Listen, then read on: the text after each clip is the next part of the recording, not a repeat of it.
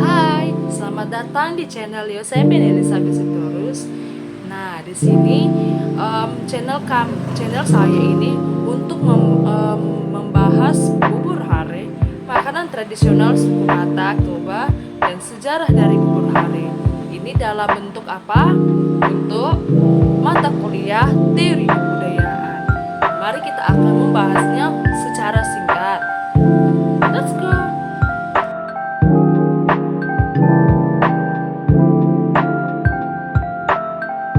Bubur hare adalah salah satu kuliner tradisional dari suku Batak Toba yang memiliki historis dan budaya tinggi.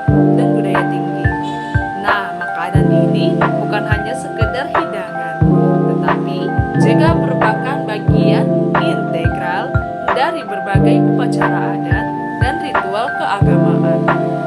Nah, sebagai berikut itu, bubur hare mencerminkan kekayaan warisan kuliner dan budaya suku Batak Toba yang telah diwariskan secara turun-temurun. Cuplikan dari rekaman wawancara Bubur hare Batak Toba dan sejarahnya. Bubur hare Batak adalah salah satu kolonel tradisional dari suku Batak Toba yang memiliki nilai historis dan budaya tinggi. Makanan ini bukan hanya sekedar hidangan, tetapi juga merupakan bagian integral dan berbagai upacara adat dan ritual keagamaan. Bubur hare mencerminkan kekayaan warisan kuliner dan budaya suku Batak Toba yang telah diwariskan secara turun-temurun. Artikel ini membahas secara mendalam tentang bubur hare, sejarahnya, makna budaya serta cara penyajiannya. Sejarah bubur hare yang sering disebut juga dengan bubur honok telah menjadi bagian dari tradisi kuliner suku Batak Toba sejak zaman dahulu. Makanan ini biasanya disajikan dalam acara adat dan ritual keagamaan seperti pesta pernikahan, upacara kematian, dan perayaan hari besar. Keberadaan bubur hare dalam upacara-upacara adat menunjukkan betapa pentingnya makanan ini dalam kehidupan spiritual dan sosial masyarakat Batak Toba. Sejarah bubur hare tidak bisa dilepaskan dari sejarah panjang suku Batak Toba itu sendiri. Suku Batak Toba mendiami daerah sekitar Danau Toba di Sumatera Utara yang dikenal dengan tanahnya yang subur dan kaya akan sumber daya alam. Kondisi geografis ini memungkinkan masyarakat Batak Toba untuk mengembangkan pertanian yang maju, termasuk budidaya padi yang merupakan bahan utama bubur hare. Makna budaya dan spiritual bubur hare. Bubur hare memiliki makna yang mendalam dalam budaya spiritualis suku Batak Toba. Dalam konteks adat, bubur hare sering digunakan sebagai simbol kebersamaan dan penghormatan kepada leluhur. Makanan ini disajikan dalam piring besar dan dinikmati bersama-sama, mencerminkan semangat gotong royong dan persatuan di antara anggota komunitas. Dalam upacara